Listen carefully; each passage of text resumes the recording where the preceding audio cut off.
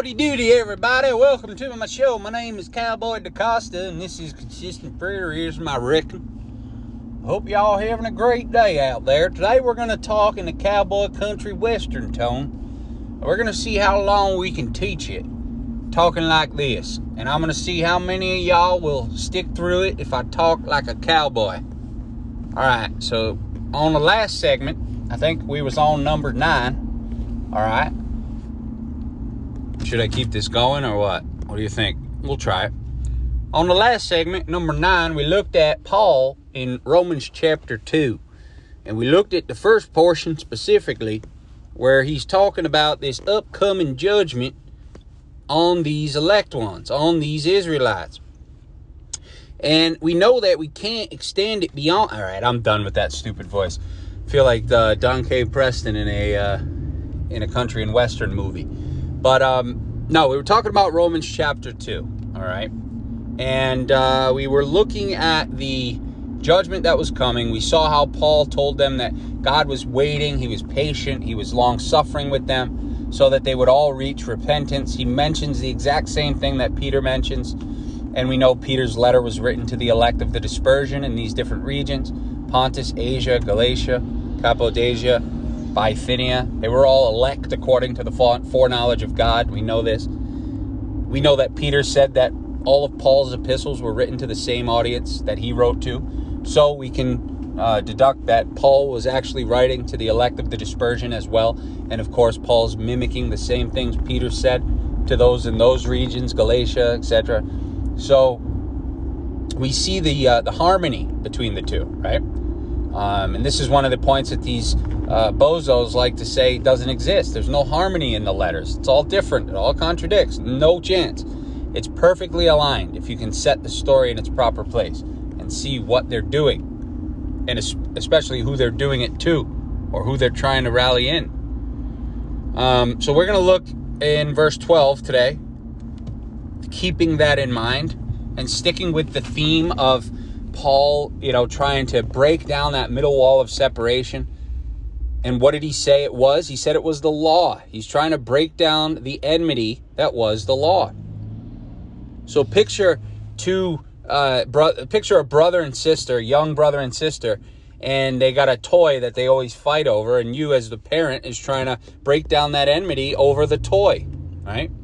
That's why they're always at each other's throats. It's because of that toy. Well, the same thing was true for the two houses of Israel, according to this story. They were at each other over the law. They fought over it. The generations before them fought over it. And so it says that he came to make peace. Peace to those living near and those living afar off. He came to preach peace to those living near and those living afar off. We'll get to Ephesians sometime in the future, but remember that as we look at what Paul says here. He says, for as many as have sinned without law will also perish without law, and as many as have sinned in the law will be judged by the law. Right? So what is he saying? This is an argument people make against IL. They're like, look, these ones don't have the law. No, Paul's not saying that. Paul's not saying that at all. In fact, he, in just 2 sentences, is going to say they do have the law. It's written on their heart, right? So what does he mean here? Well, he clearly means that they're not operating in the law. Excuse me. He says, for as many as have sinned without law, in other words, out in the nations, scattered, lost, swallowed up among the pagans, sinning, violating the covenant commandments, right? As many as have sinned without law will also perish without law. And as many as have sinned in the law will be judged by the law. Those are the Jews. They're in the law. They're practicing Jews, right? They're the circumcision. He goes on, he says, for not the hearers of the law are just in the sight of God, but the doers of the law will be justified. It's kind of interesting here how Paul, is actually talking and promoting keeping the law, something these myth guys say he never did. He goes on, he says, for when Gentiles who do not have the law, by nature, do the things in the law,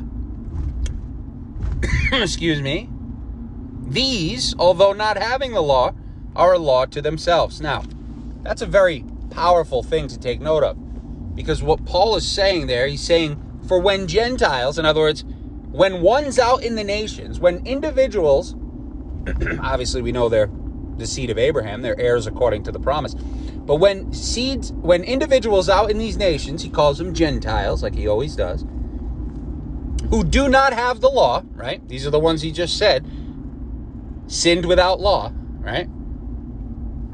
He says, by nature, do the things in the law, right? Now think about that. Pardon me, I have a tickle from speaking in country. But look at what Paul says. He says, for when these Gentiles who do not have the law, in other words, aren't operating in the law like the Jews are, when they by nature do things in the law, or do things that the law requires, right? These, although not having the law, are a law to themselves. Now let me ask you a question.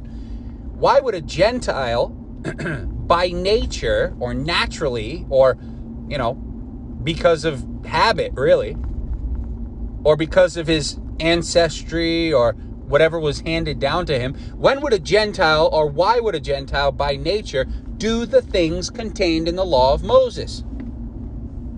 Right? Because we're clearly talking about the law of Moses here, right? The law.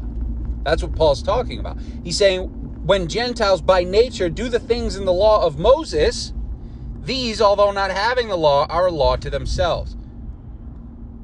So, is Paul saying that random pagans would just sometimes wake up and slaughter a goat out on their deck while drinking their Folgers coffee? I don't think so. Paul's saying that by nature, these Gentiles, these chosen ones, these Israelites who are living abroad, dead in trespasses and sins, would sometimes actually do the things contained in the law of Moses. And he says these, although not having the law, not abiding by it and operating under it, are a law to themselves. He goes on, he says, who show the work of the law written in their hearts, whose conscience also bearing witness. Hold on, I'm turning. And between themselves, their thoughts accusing or else excusing them, in the day when God will judge the secrets of men by Jesus Christ according to my gospel. So, that's a very, very important thing to take note of.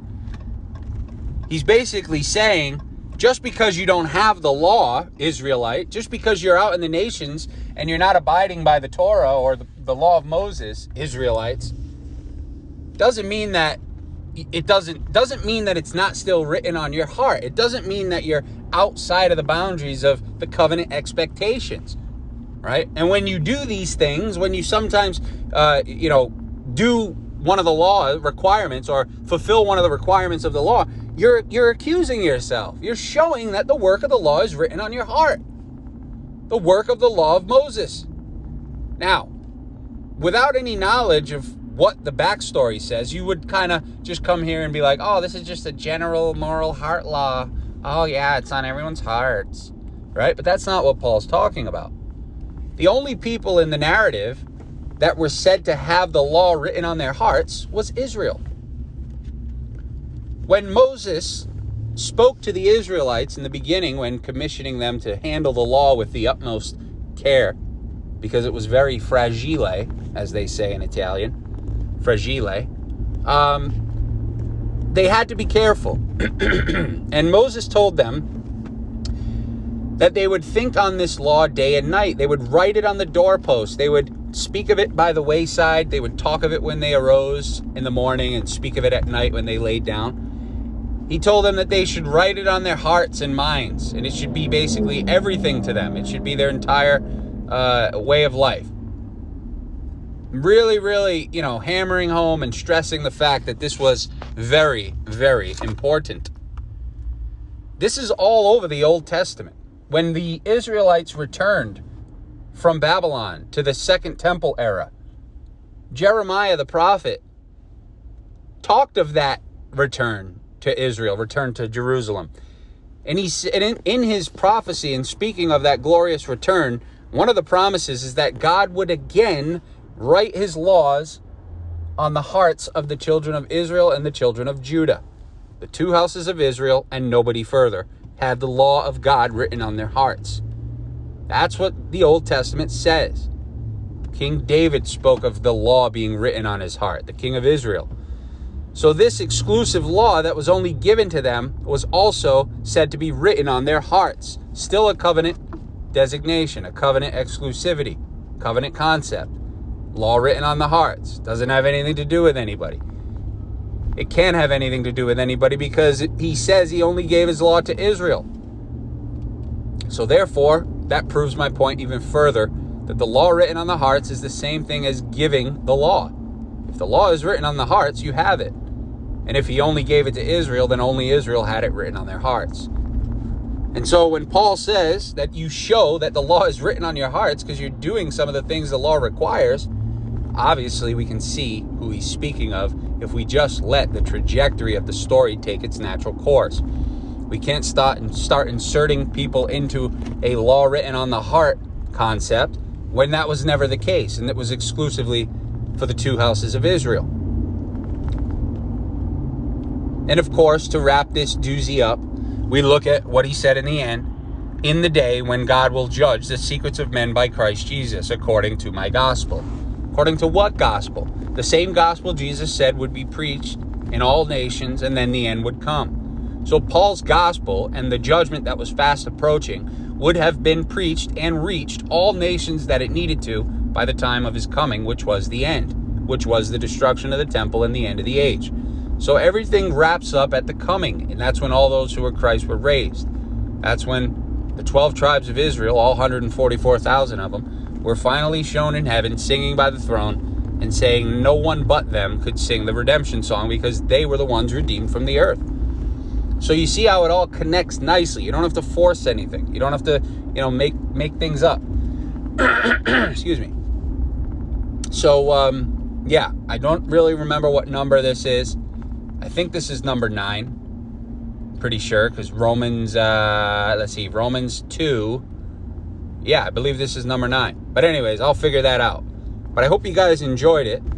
We'll continue in Romans. We might take a break and step to another book or two and then come back because I feel like it helps people to see the unity of what these letters actually say.